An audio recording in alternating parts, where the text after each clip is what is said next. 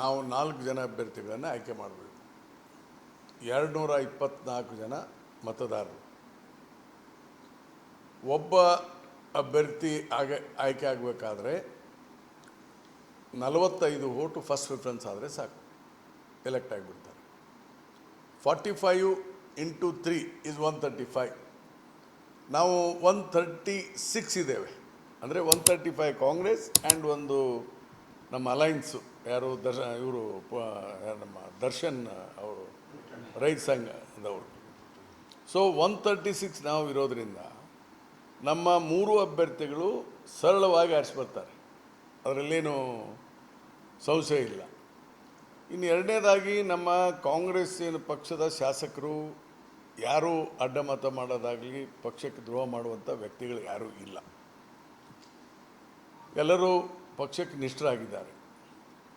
ಇನ್ನು ಎರಡನೇದಾಗಿ ತೋರಿಸಾಕ್ಬೇಕಿದೆ. ನೀವು ಯಾರಿಗೆ ಓಟ್ ಅಂತ ವಿಪ್ ಕೊಟ್ಟಿರ್ತಾರೆ, ಅಕಾರ್ಡಿಂಗ್ ಟು ವಿಪ್ ನೀವು ಓಟ್ ಹಾಕ್ಬಿಟ್ಟು ಅಲ್ಲಿ ನಮ್ಮ ಏಜೆಂಟಿಗೆ ತೋರಿಸ್ಬೇಕು ಅದನ್ನು. ಹೀಗಾಗಿ ಅಡ್ಡಮತ ಆಗುತ್ತೆ, ಕ್ರಾಸ್ ಆಗಿ ಹೋಗುತ್ತೆ, ಇದೆಲ್ಲ ಊಹಾಪೋಹ, ಅದು ಸಾಧ್ಯ ಇಲ್ಲ. BJPಗೆ ಒಬ್ಬ ಅಭ್ಯರ್ಥಿ ಸರಳವಾಗಿ ಆರಿಸಿ ಬರ್ತಾರೆ. ಏನು JDSನ ಅಭ್ಯರ್ಥಿ ಆಗಿದ್ದಾರೆ, ಸುಮ್ಮನೆ ಸ್ಪರ್ಧೆ ಮಾಡಿ ಪ್ರಯತ್ನ ಮಾಡಬೇಕಂತ ಮಾಡ್ತಾ ಇದ್ದಾರೆ. ಅವರ ಸ್ಪರ್ಧೆ ಅವಶ್ಯಕತೆ ಇರಲಿಲ್ಲ. ಹೀಗಾಗಿ ನಮ್ಗೆ ಯಾವುದೇ ತೊಂದರೆ ಇಲ್ಲ. ಆ್ಯಕ್ಚುಲಿ ನಿಮಗೆ ವೋಟಿಂಗ್ ಬೇಕಾಗಿದ್ದು 44.81, ಅಂದರೆ ಆಯ್ಕೆ ಆಗಬೇಕಂದ್ರೆ 45 ಹಾಕಿದ್ರೆ ಒಂದು ರಿಟರ್ನ್ ಬರುತ್ತೆ, ಇನ್ನೂ ಓಟ್ ಸ್ವಲ್ಪ ಕಡಿಮೆ ಇತ್ತು. ನಮ್ಮ ಕಡಿಮೆ 3 ಅಭ್ಯರ್ಥಿಗಳು 45 ಹಾಕ್ತೇವೆ. ಹೀಗಾಗಿ ಯಾವುದೇ ಸಮಸ್ಯೆ ಇಲ್ಲದೆ ನಾವು ಆಯ್ಕೆ. ಅವ್ರಿಗೇನಾರು ಆ್ಯಕ್ಟ್ ಓದಿದಾರಾ? ಆ್ಯಕ್ಟ್ ಓದಿದಾರಾ? ನೋಡಿ, ಯಾವ ದೇವಸ್ಥಾನದ ಹಣನೂ ನಾವು ತೆಗಿತಾ ಇಲ್ಲ, ತೆಗೆದು ಯಾರಿಗೂ ಕೊಡ್ತಾ ಇಲ್ಲ. ಅಲ್ಲಿ ಕೆಲವು ದೇವಸ್ಥಾನದಲ್ಲಿ ಹೆಚ್ಚು ಹಣ ಸಂಗ್ರಹಣೆ ಆಗ್ತದೆ, ಅದು ಸದ್ಬಳಕೆ ಆಗಬೇಕು. ಅದಕ್ಕೆ ಸರ್ಕಾರ 10% ಅದೇ ದೇವಸ್ಥಾನ ಅಥವಾ ಇದ್ರ ದೇವಸ್ಥಾನಕ್ಕೆ ಕೊಡ್ತೇವೆ ಹೊರತು ಆ ಹಣ ತೆಗೆದುಕೊಂಡು ಅಭಿವೃದ್ಧಿ ಕೆಲಸಕ್ಕಾಗಲಿ ಅಥವಾ ಬೇರೆ ಧರ್ಮಕ್ಕಾಗಿ ಕೊಡೋದಕ್ಕಲ್ಲ. ಅದು ಅದೇ ದೇವಸ್ಥಾನಗಳ ಇದರಲ್ಲೇ ಆ ಹಣ ಬಳಕೆ ಮಾಡ್ತಾರೆ. ಅದು ಯಾಕೆ ಓದಿದ್ದಾರೆ ಅವರು? ಆಮೇಲೆ ಬರುತ್ತಾ ದೇವಸ್ಥಾನದ ಹುಂಡಿನಲ್ಲಿ ತೆಗೆದುಕೊಂಡು ಸರ್ಕಾರಕ್ಕೆ ತೆಗೆದುಕೊಳ್ಳಿಕ್ಕೆ ಬರ್ತದ? ಅವೆಲ್ಲ ಮಾತಾಡಬಾರ್ದು. ಇವೇನೆಂದರೆ ಚುನಾವಣೆಗೆ ಮಾತಾಡಲಿಕ್ಕೆ ಭಾಳ ಹಗುರವಾಗಿ ಮಾತಾಡ್ತಾರೆ. ಒಬ್ಬ ಕೇಂದ್ರ ಮಂತ್ರಿಯಾಗಿ ಅವ್ರು ಹಂಗೆ ಮಾತಾಡಬಾರ್ದು.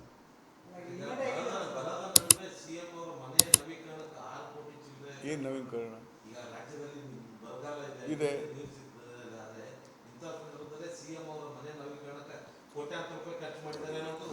ನೋಡಿ, ದಯವಿಟ್ಟು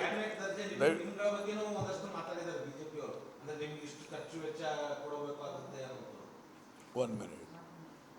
ಈಗ ಮನೆ ನವೀಕರಣ ಅವೆಲ್ಲ ಮಾಡಲೇಬೇಕಾಗಿತ್ತು. ಈಗ ಒಂದು 5 ವರ್ಷ ಒಬ್ಬ ಚೀಫ್ ಮಿನಿಸ್ಟರು ಒಬ್ಬ ಇವ್ರು ಇರ್ತಾರೆ, ಮತ್ತು ಅವ್ರು ಬಿಟ್ಟು ಹೋದ್ಮೇಲೆ ಮನೆ ಬಣ್ಣ ಸುಣ್ಣ ಇವನ್ನೆಲ್ಲ ಹೊಡಿಸ್ಬಾರ್ದು. ಅವಕ್ಕೆಲ್ಲ ಅವೆಲ್ಲ ಆಗ್ತದೆ.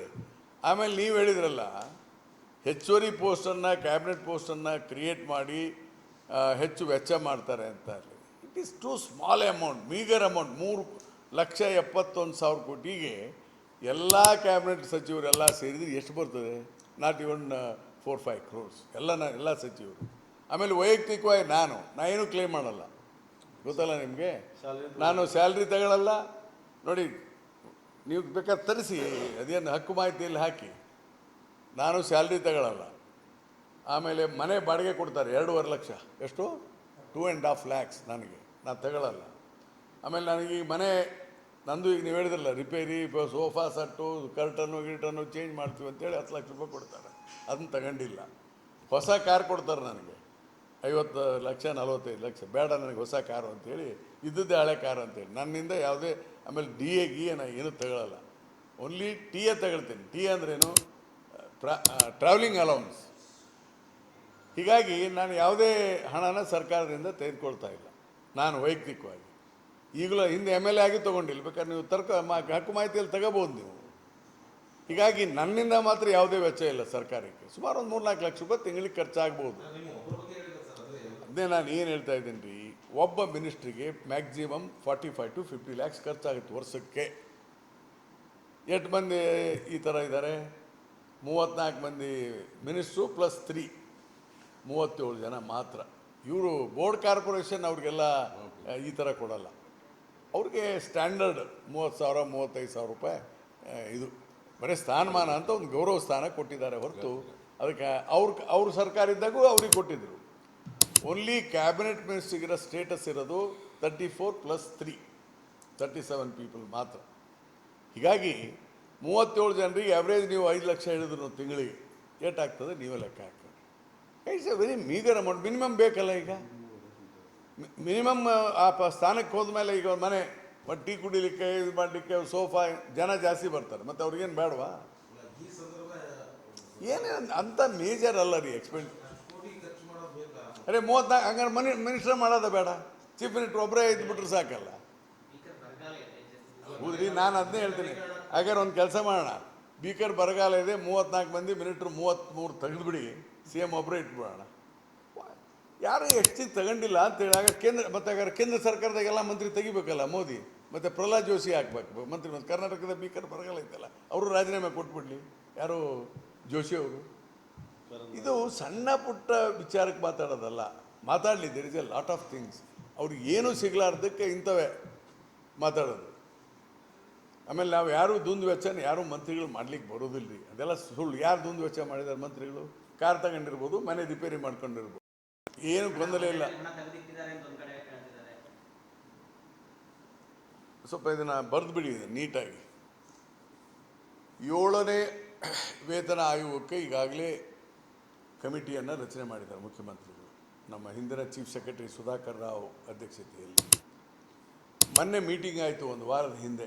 I was also attended in that meeting.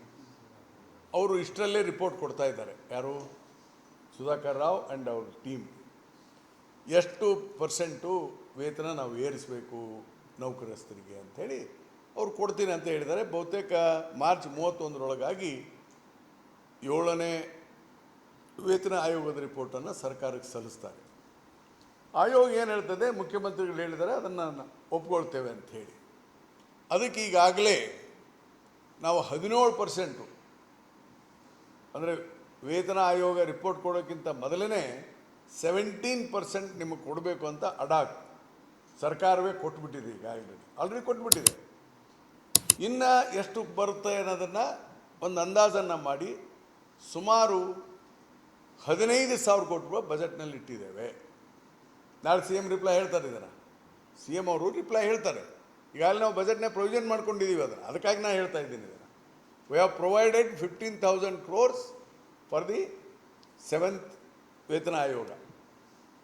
ಅರ್ಥವಾಯ್ತಾ? ಅವರು ಈ ರಿಪೋರ್ಟ್ ಕೊಟ್ಟ ಮೇಲೆ 1,000-2,000 ಕೋಟಿ ಹೆಚ್ಚು ಕಡಿಮೆ ಅದನ್ನು ಕೊಡ್ತೇವೆ. ಅದ್ರ ಬಗ್ಗೆ ಯಾವುದೂ ಗೊಂದಲ ಇಲ್ಲ. ಹೊರಡ right. Thank you all. Thank